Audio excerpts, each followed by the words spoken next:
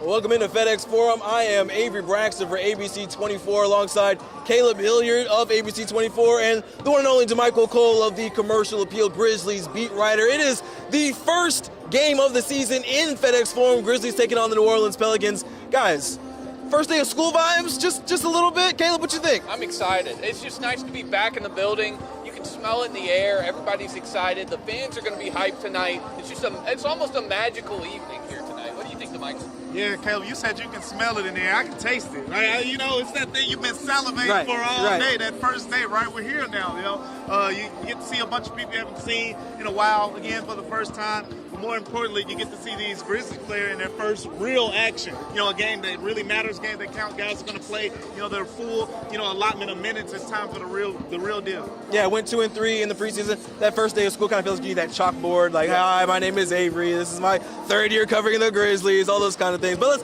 let's get into the big stuff. 2-3 in the preseason, starting the season off tonight. A lot of stuff happens in the offseason. Obviously, the biggest storyline of the year, we're going to not see Ja Morant for those first 25 games. From both of you guys, what do you think has to happen in those first 25 as the Grizzlies kind of get acclimated to start the season? Well, I'll start us out. I think Marcus Smart really needs to be the quarterback of this team. He really needs to lead the team. Let Triple J and Desmond Bane kind of run the floor, do their things, average over 20 points a game, and if that doesn't happen, if Marcus Smart tries to take over games, I see that kind of going wrong over the first 25 games. What do you think, Michael? Yeah, I think you just got to tread water.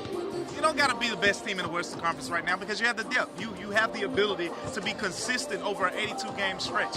This stretch that the Grizzlies are about to play to start this season, it ain't easy. You're talking about 19 games out of the 25 will be against Western Conference teams. We all know how much better the Western Conference will be than the Eastern Conference this season because of all the talent that's been stockpiled into it.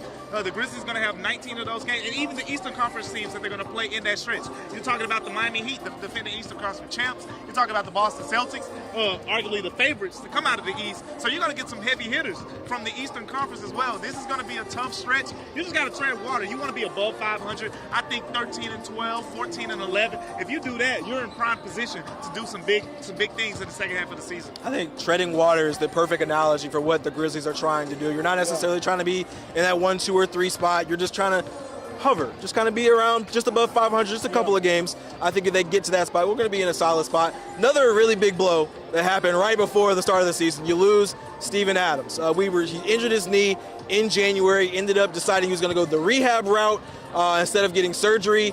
Wanted to be on the floor, and then ultimately they decide on Sunday, they make the announcement that he will be getting season-ending surgery. That's a big blow to these Grizzlies. Damichael, let's start with you this time. What do you think the Grizzlies really have to do here in these, really for the season, in adjusting without Steven Adams, who's going to be a big part of their rebounding set? When we talk about Steven Adams, we know he brings so many small things that become up big for the Grizzlies to the table. He's one of the best, if not the best, rebounder in the NBA. He's one of the best, if not the best, screen setters that leads to screen assists and points off of screens in the NBA, statistically speaking, in both areas.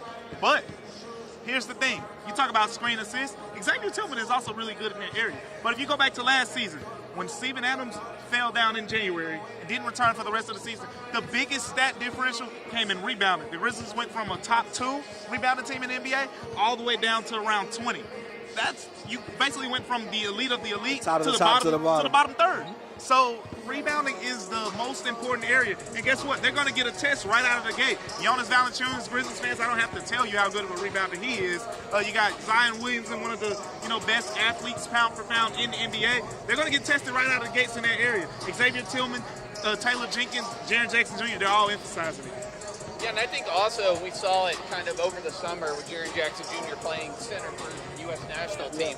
I think we're going to see that in some sets. Yes, X was good last year. He was, I would say, above average for what they wanted. So maybe we see the same thing from him. Maybe we see even more, but not having Steven Adams and something else is just passing out of the post. Steven Adams was one of the best passing centers over the last decade in the NBA. You lose that, it really messes up Taylor Jenkins' game plan, but I think he's a great coach and he can figure out something, and maybe Jaren Jackson can embrace this role that he had last year a little bit better this year. So a little note on tonight's game, obviously taking on the New Orleans Pelicans. We will not see Santi Aldama as well for the Grizz. Actually sprained his ankle this week in practice. Not sure was it Monday or Tuesday, but we won't see him tonight. For the Pelicans side of things, we won't see Jose Alvarado. Trey Murphy is out. As far as the Grizzlies playing tonight, what do you have to do to adjust in a much thinner front court than it already was going to be? I think the biggest thing for me is the rebounding. You know, you talk about the size mismatch that you're going to have here. You're missing 6'11" Santi Aldama. You're missing 6'11", and arguably a lot of NBA players will tell you that Steven Adams is the strongest dude in the league. Feels like you ran into a brick wall. Yeah, so you're missing not only size, but you're missing strength. You're missing one of the few guys who may be able to move Jonas Valanciunas. That's a big dude. He is tough to move. The Grizzlies are going to have to bring their hard hats, you know. In a way, it's going to be like you're playing football where you got Zion Williamson and Jonas Valanciunas in front of you. The Grizzlies just got to be neutral. You know, don't let them dominate the boards, because the Grizzlies defense has the ability to get stops, but a real stop isn't until you get the rebound. That's where a little concern comes in. The Grizzlies have to manage themselves on the board to keep themselves in the game. Yeah, definitely. And this is a really tough New Orleans Pelicans team. Their big three all averaged over 20 points last year. Desmond Bane, the only Grizzly to do so last year in the final stretch. So I think, honestly, overall, New Orleans has a little bit of an edge tonight. Grizzlies are a 1-point favorite coming into this game, which is pretty much a pick 'em. But I think overall it's going to be Grizzlies are a little bit outmatched this game.